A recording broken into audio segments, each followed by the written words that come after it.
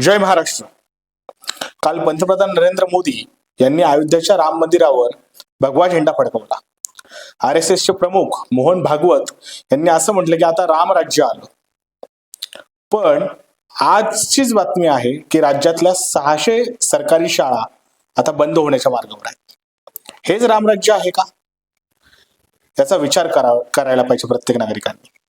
म्हणजे आंबेडकर असतील, कर्मवीर भाऊराव पाटील असतील, महात्मा फुले असतील, छत्रपती शाहू महाराज असतील, यांनी कधीही राम नामाचा जप केला नाही, पण त्यांनी खऱ्या अर्थाने रामराज्य या देशामध्ये आणलं. आणि हे रोज रामाचं नाव घेऊन राजकारण करतात, पण इथं मात्र रामराज्य येत नाही. माझा प्रत्येक नागरिकांना एक प्रश्न आहे की या देशामध्ये यापूर्वी कधी भगवा झेंडा फडकवला गेला नाही का? फडकवला गेलाच ना. का मोदी आल्यावरच भगवा झेंडा फडकवता येतोय आपल्याला? नाही. ते स्वातंत्र्य आपल्याला संविधानाने यापूर्वी दिलेलं आहे की आपण आपल्या धर्माची उपासना करू शकतो, आपल्या धर्माचा प्रसार करू शकतो, प्रचार करू शकतो. यासाठी मोदी सरकारचीच गरज नाही आपल्याला. ते आपल्या संविधानाने आपल्याला अधिकार दिले. मग या सगळ्या इव्हेंटला आपण का बळी पडावं?